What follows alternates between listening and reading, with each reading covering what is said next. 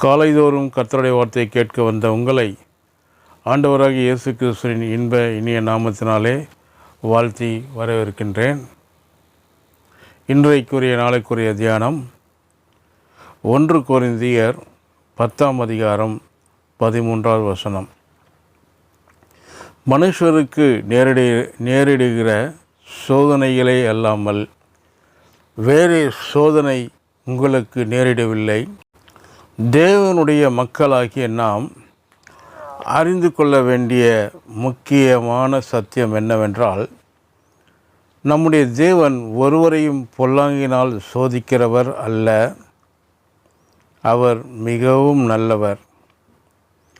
உங்களுடைய அப்பாவை பார்க்கிலும் உங்களுடைய அம்மாவை பார்க்கிலும் 1000 மடங்கு அதிக அன்புள்ளவராய் அவர் இருக்கிறார். உங்களுடைய பெற்றோர் ஒருபொழுதும் உங்களுக்கு தீமை செய்ய மாட்டார்கள்.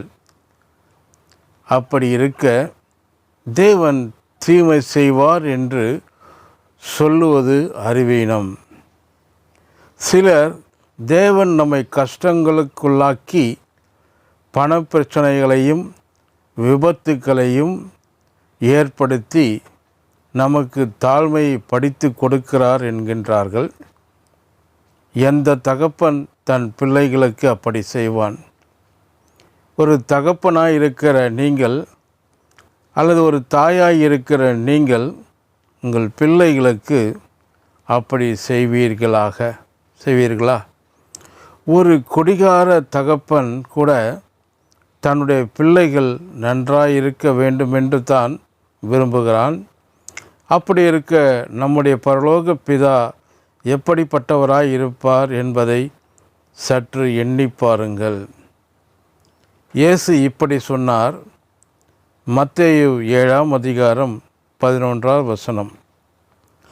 பொல்லாதவர்களாகிய நீங்கள் உங்கள் பிள்ளைகளுக்கு நல்ல ஈவுகளை கொடுக்க அறிந்திருக்கும்போது பரலோகத்தில் இருக்கிற உங்கள் பிதா தம்மிடத்தில் வேண்டிக் கொள்ளுவர்களுக்கு நன்மையானவைகளை கொடுப்பது அதிக நிச்சயம் அல்லவா?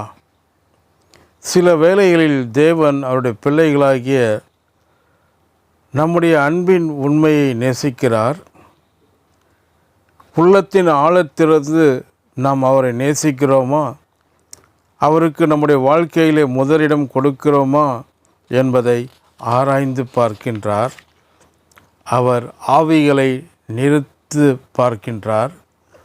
உள்ளந்திரியங்களை சோதித்து அறிகிறார் என்றெல்லாம் வேதம் கூறுகிறது. இந்த விதத்திலே தான் தேவன் ஆபிரகாமை சோதித்தார். அவனுடைய குமாரனாகிய ஈசாக்கை மோரியா மலையிலே பலியிடும்படி கட்டளையிட்டார். ஆபிரகாம் தேவனுடைய கட்டளைக்கு கீழ்ப்படிந்து தன் மகனை பலியிட கத்தியை ஓங்கின பொழுது தேவன் அதை தடுத்து நிறுத்தி அவனை பார்த்து, நீ தேவனுக்கு பயப்படுகிறவன் என்று இப்பொழுது அறிந்திருக்கிறேன் என்று சொன்னாராம். ஆபிரகாம் உள்ளம் எந்த நிலையிலிருந்து இருந்தது என்பதை தேவன் சோதித்து அறிந்தார். ஆபிரகாமுக்கு கேடு விளைவிக்கக்கூடிய ரீதியிலே தேவன் அவனை சோதிக்கவில்லை. சிலர் தேவன் எதற்காக மக்கள் உள்ளங்களையும் சோதித்து அறிய வேண்டும் என்று கேட்கின்றார்கள். அதற்கு பதில் என்ன தெரியுமா? உம்மை ஆசீர்வதிப்பதற்காகவே உன் நிலைமை தற்போது இருக்கிற நிலைமை காட்டிலும் பல மடங்கு பெருக வேண்டும் என்பதற்காகவே என்பதை தெரிந்து கொள்ளுங்கள். தம்மை முழு உள்ளத்தோடு நேசித்து தமக்கு முதலிடம் கொடுக்கிறவனை தேவன் அபரிவிதமாய் ஆசீர்வதிக்கிறார்.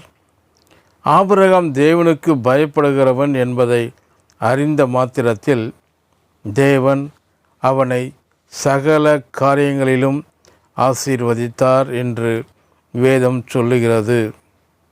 நான் கேட்கின்றேன், உங்களுக்கு ஜீவனை கொடுத்து இரட்சிப்பை அருளின தேவனை நீங்கள் முழு உள்ளத்தோடு நேசிக்கிறீர்களா? நீங்கள் அவரை நேசிக்கிறீர்கள் என்பதை அவருக்கு நிரூபிக்க முடியுமா? ஆம் என்று சொல்வீர்களானால் தேவன் ஆபிரகாமைப் போல சகல காரியங்களும் உங்களை ஆசீர்வதிப்பார். தேவனுடைய ஆசீர்வாதத்துக்கு உங்கள் வாழ்க்கையிலே பஞ்சமே இருக்காது.